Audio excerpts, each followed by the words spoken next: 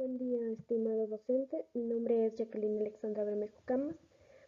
Actualmente me encuentro cursando la carrera de Derecho.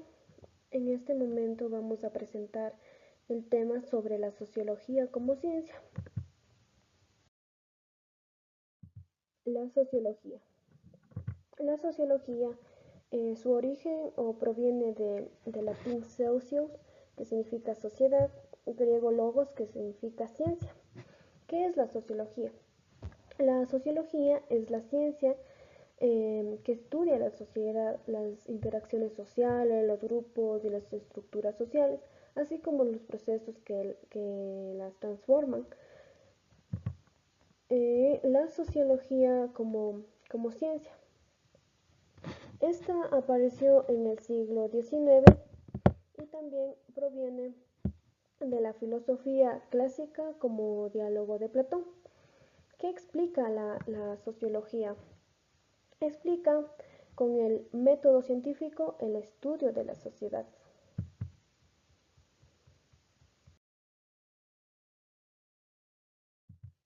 La sociología.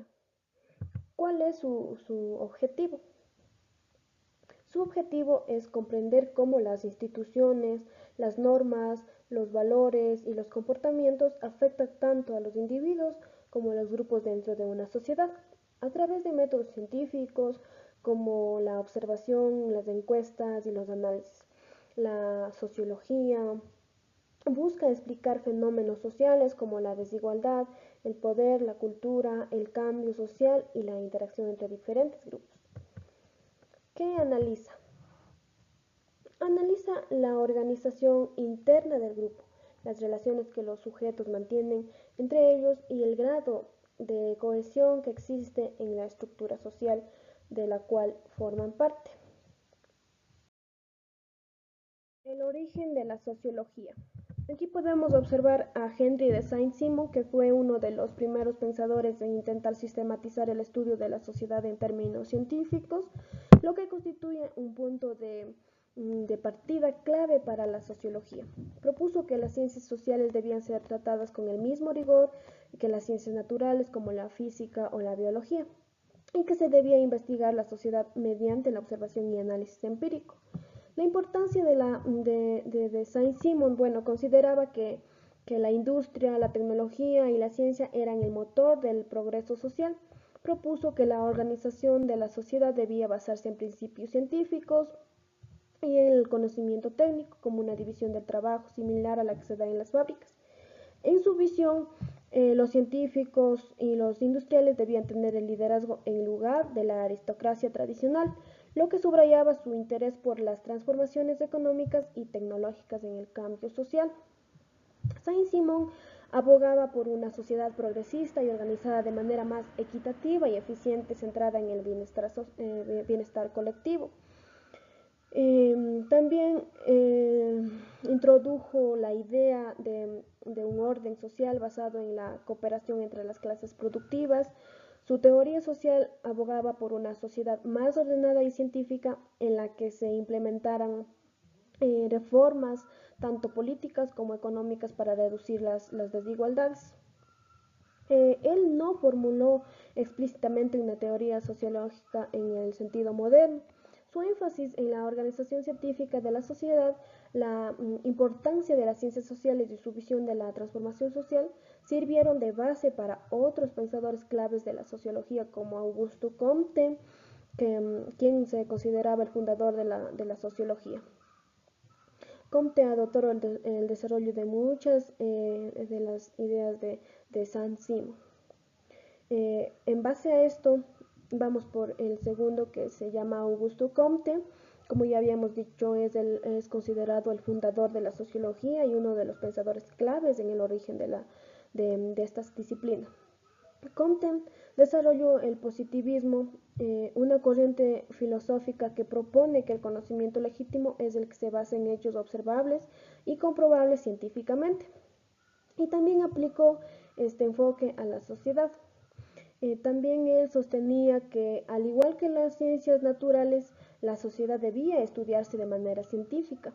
Creía que los fenómenos sociales también podían ser analizados mediante la observación, la experimentación y la comparación, sin recurrir a explicaciones metafísicas o religiosas. Él desarrolló una teoría del progreso humano que propone que la humanidad pasa por tres etapas de conocimiento. La una, el estadio teológico, también el estadio metafísico y el estadio positivo. Él creía que el progreso social solo se lograría mediante el orden y la cooperación de todos los sectores de la sociedad. Pensaba que los científicos y expertos deberían guiar la sociedad hacia el progreso. También tenemos a Karl Marx. Él propuso que el motor del cambio social es la lucha de clases y que la historia humana se ha desarrollado a través de distintas fases económicas. Según Marx, las relaciones económicas y las condiciones materiales de vida determinan la estructura social y las ideologías. Este enfoque es conocido como el materialismo histórico. Él analizó cómo el sistema capitalista crea desigualdades explotando a los trabajadores en beneficio de los dueños del capital.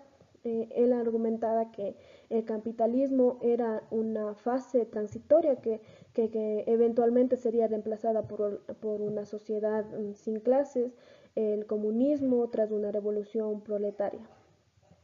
Marx desarrolló la idea de que la estructura económica es una sociedad influyente en su superestructura. Las ideas y las instituciones, según Marx, son reflejados de las relaciones materiales y de poder de la época. Marx vio la historia como una lucha continua entre clases sociales, cada una con intereses opuestos. En su visión, la clase trabajadora debe tomar conciencia de su explotación y rebelarse para la transformación. El sistema social y económico, lo que llevaría a una sociedad sin clases. También tenemos a Durkheim, que promovió la idea de que la sociología debía ser una ciencia objetiva, rigurosa y empírica. Propuso que, al igual que las ciencias naturales, la sociedad podía estudiarse mediante observación y análisis de hechos sociales, es decir, aspectos de la vida social que existen fuera del individuo como las instituciones, normas y valores. Él introdujo que el concepto de hechos sociales como el objeto de estudio principal de la sociología. Estos son los fenómenos colectivos que ejercen una influencia sobre el individuo, tales como las leyes, las costumbres, la religión y la moral. Según Durkheim, los hechos sociales deben ser estudiados como cosas, es decir, de manera objetiva y despersonalizada sin tomar en cuenta las interpretaciones subjetivas. También él pues fue o analizó Durkheim el suicidio, no solo como un acto individual, sino como un fenómeno social influenciado por factores como la integración social y la regulación normativa. Estudió cómo los distintos tipos de suicidio se relacionan con el grado de integración y regulación social. También abordó el papel de la religión en la sociedad. En su obra de Las formas elementales de la vida religiosa, argumentó que la religión, más allá de sus creencias espirituales, cumple una función social importante al promover la cohesión y la solidaridad entre las sociedades. Y por último tenemos a Max Weber. Weber propuso que la sociología debía estudiar la acción social, es decir, los actos humanos que tienen un significado subjetivo para los individuos. Para Weber, la sociología no solo debía centrarse en los hechos sociales, como lo hacía Durkheim, sino también en entender las motivaciones, creencias y valores que subyacen a los comportamientos. La acción social se puede clasificar en 4 tipos. Acción racional con respecto a un fin, acción afectiva, el método comprensivo. Y también esto significa que los sociólogos deben tratar de comprender los significados y motivaciones de los individuos asignan a sus acciones, lo que implica interpretar las experiencias subjetivas de los actores sociales. Una de las obras más conocidas de Weber es la Ética protestante y el espíritu del capitalismo, en la que argumentó que las ideas religiosas, especialmente el protestantismo, jugaron un papel crucial en el desarrollo del capitalismo moderno. Sostenía que la ética protestante, particularmente el calvinismo, promovió de una mentalidad de trabajo, ahorro y reinversión que favoreció el desarrollo del capitalismo. Weber estudió el proceso de racionalización en la sociedad moderna, es decir, la creciente tendencia hacia la organización eficiente. Calculaba y planificaba que todos los aspectos de su vida. En este contexto destacó el fenómeno de la burocracia, que se caracterizaba por una estructura jerárquica, reglas claras y un enfoque impersonal en la administración como uno de los pilares de la sociedad moderna.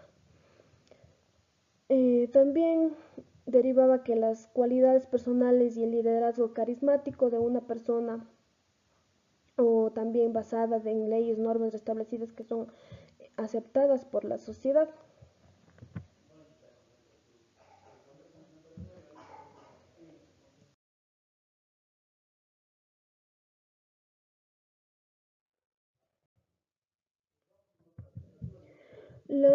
Las ramas de la sociología. Podemos observar que tenemos 7 ramas. Una es la sociología de la educación. Es una rama de la sociología que estudia cómo las instituciones educativas influyen en la sociedad y cómo las estructuras sociales, como la clase social, el género y la cultura, afectan al acceso y experiencia educativa de los individuos. También tenemos la sociología urbana y la rural. La sociología urbana estudia la sociedad y los procesos sociales en las ciudades, analizando fenómenos como la urbanización, la organización social, los problemas urbanos y las interacciones entre los habitantes de las áreas urbanas. Y por otro lado tenemos la sociología rural que se centra en las comunidades rurales y los procesos sociales en las zonas no urbanas. También tenemos la sociología jurídica.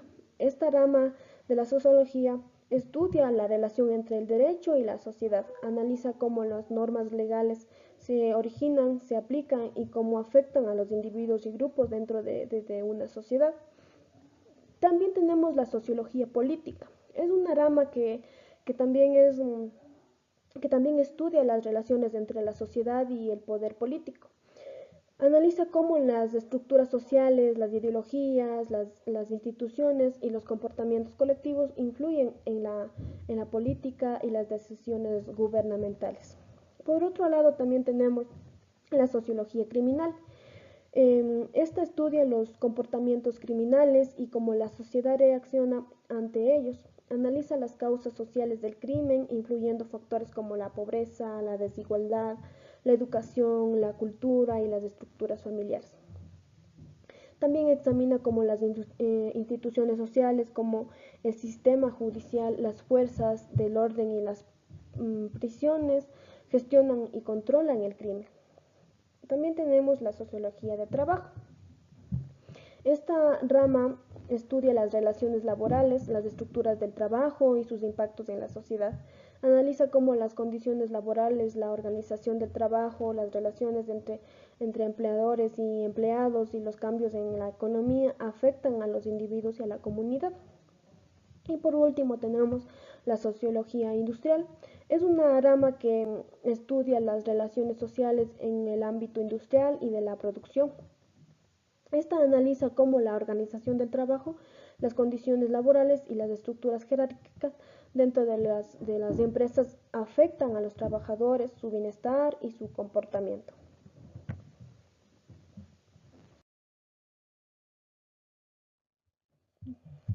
Características de la sociología. Tenemos la empírica, la teórica, la abierta, la cumulativa, la crítica y la neutra.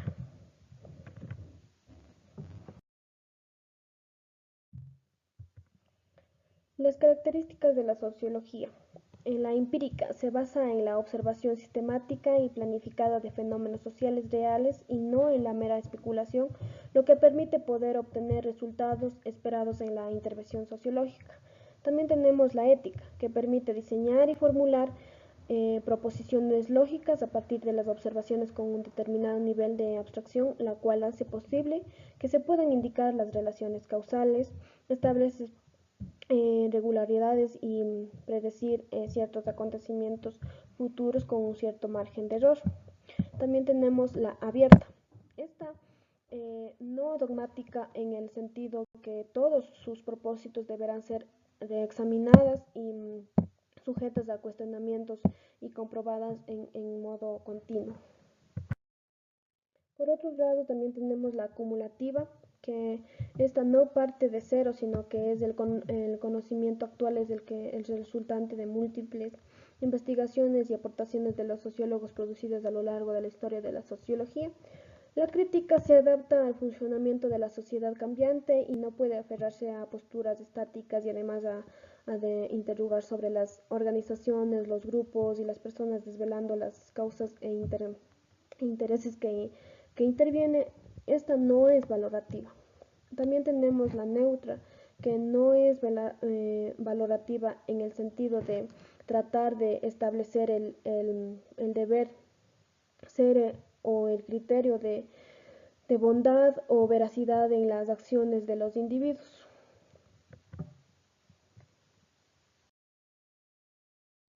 La importancia de la sociología. La sociología nos ayuda a promover los derechos humanos para mejorar la calidad de vida de las personas. También nos ayuda a aplicar cambios en áreas como las políticas públicas, programadas y educativos y programas de la promoción de salud mental. Esta detecta los hábitos dañinos en las comunidades, permitiendo que se generen campañas de conciencia.